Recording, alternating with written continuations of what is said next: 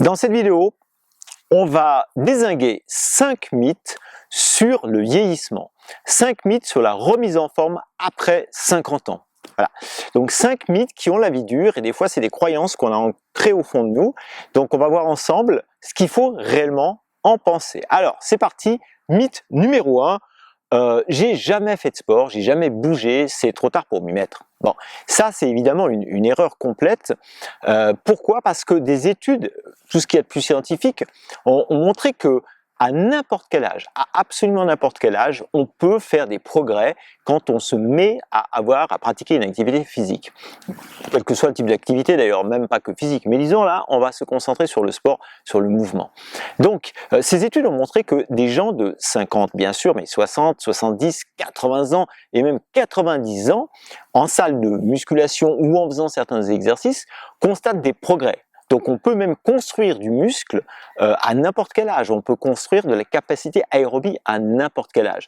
Donc si vous avez aujourd'hui 60, 70 ans ou 50 ans ou peu importe et que vous n'avez jamais fait de sport par exemple, ne vous inquiétez pas, on peut commencer progressivement, gentiment, en douceur, sans s'écœurer à n'importe quel âge. Et ça c'est prouvé par la science actuellement, on peut faire des progrès vraiment à n'importe quel âge. Deuxième mythe, alors marcher c'est suffisant. Tout de suite, il faut dire les choses telles qu'elles sont, j'adore la marche et c'est franchement, c'est pas la question que je l'adore ou pas d'ailleurs, c'est que c'est une réalité, c'est certainement l'exercice le plus bénéfique auquel vous puissiez adhérer. Marcher régulièrement, on est des bipèdes, on est fait pour marcher, on est fait pour se déplacer, on est fait pour aller du point A au point B, pour aller cueillir des trucs, pour aller en ramasser, pour aller chasser, etc., etc. Bref, on est fait pour marcher. Ça a d'immenses bénéfices en termes aérobiques, en termes disons de circulation sanguine, en termes d'oxygénation mentale, à tout point de vue, même pour l'équilibre. Donc c'est la base. Mais marcher, c'est suffisant, c'est peut-être un peu court. Pourquoi? Parce que il faudrait compléter ça avec deux autres types de mouvements qui sont pour bien vieillir, hein, j'entends après 50 ans, des mouvements de mobilité. Donc des mouvements latéraux, enfin disons de rotation douce, etc. Mobilité de la colonne, mobilité des hanches, s'accroupir progressivement et pouvoir remonter, des petites choses comme ça. Il n'y a pas besoin que vous soyez un champion de stretching, c'est pas ça la question, ni un danseur, ni un karatéka, non. Mais un petit peu, et là ce qui est génial avec ça, c'est qu'il suffit, je tournerai des vidéos là-dessus sur cette chaîne, de faire 2-3 minutes, 5 minutes maximum par jour pour vraiment garder une mobilité, voire la retrouver. Hein. Moi, j'ai retrouvé une certaine type de mobilité, dans notamment les mouvements de rotation, à passer 50 ans. J'ai aujourd'hui 62 ans et demi, donc c'est à passer 50 ans, et pourtant j'étais déjà sportif, c'est vous dire. Donc, les mouvements de mobilité et puis aussi des mouvements de résistance, c'est-à-dire de renforcement. Un petit peu de mouvement de renforcement, pourquoi? Parce que en vieillissant, en plus on va perdre du muscle, on appelle ça la sarcopénie, c'est un phénomène naturel, malheureusement c'est comme ça, il n'y a pas besoin de faire autrement, sauf on peut faire freiner complètement le processus si on soumet ces muscles à une certaine résistance avec des mouvements basiques de pousser, de tirer, de se relever, etc. pour faire un petit peu travailler toutes ces chaînes musculaires. Donc vous marchez, vous faites un petit footing, vous nagez, etc. Faites un petit peu de mobilité et puis de temps en temps un petit peu de tonification musculaire et c'est parfait. D'accord. Mythe numéro 3. Je ne devrais pas faire d'exercice de force, et là on revient au mythe numéro 2, parce que la muscu, entre guillemets, c'est fait pour les jeunes. Alors, une chose fondamentale, il y a muscu et musculation et musculation. Quand vous voyez des jeunes avec des pectoraux, des biscottos, etc., qui sont hypertrophiés, il faut savoir qu'ils passent des heures à faire ça. Il faut savoir que certains prennent encore des substances, bon voilà, peut-être pas tous, mais enfin, il faut savoir qu'ils consacrent toute leur énergie à ça et qu'ils sont jeunes, donc ils ont des hormones anabolisantes qui construisent du muscle, qui sont beaucoup plus performantes qu'à 50 ans. La question, c'est que l'hypertrophie musculaire, on s'en fiche. C'est pas le truc qu'on recherche là, c'est la tonification musculaire du muscle fonctionnel, efficace. Et pour ça, il n'y a pas besoin d'hypertrophier quoi que ce soit, d'accord? Donc, le truc, c'est que quand on a passé 50 ans, on peut faire exactement les mêmes exercices quasiment, mais il faudra être vigilant sur certains autres points, comme par exemple l'échauffement des articulations qui sont plus fragiles, La récupération, c'est-à-dire ne pas enchaîner les exercices d'un jour à l'autre, les mêmes exercices par exemple, il faudra vraiment laisser passer plusieurs jours d'un exercice à l'autre, mais une fois par semaine, un type d'exercice, c'est déjà très bien. Et puis donc la récupération, l'échauffement des articulations, et puis des exercices un petit peu moins intenses. Voilà.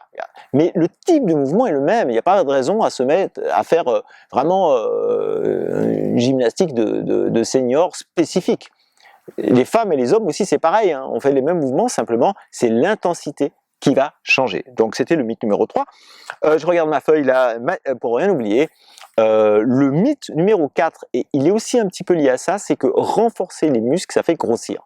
Et ça, je m'adresse particulièrement aux personnes qui sont femmes ou hommes en surpoids et qui ont un certain âge. On a tendance à se dire, ouais, mais si je commence à faire des mouvements comme ça, je vais grossir mes muscles. Non, ça va pas jouer comme ça. D'abord, vous avez moins, à partir de 50 ans, d'hormones anabolisantes, comme je l'ai dit, testostérone et autres, donc hormones de croissance qui vont permettre de prendre des muscles.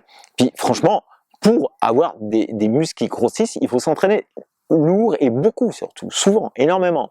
Et puis les hommes en plus ont plus tendance à prendre du muscle, mais surtout quand ils sont jeunes et qu'ils s'entraînent énormément.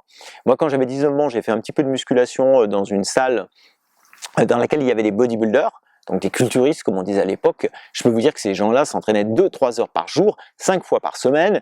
Ils étaient chargés en protéines, alors ça va, c'est des compléments alimentaires, mais il n'y avait pas que des protéines, voilà. Donc, pour ressembler à Schwarzenegger ou à Stallone, il faut des conditions particulières, d'accord. Donc ça va pas vous faire grossir, au contraire, ça va tonifier et raffermir votre musculature.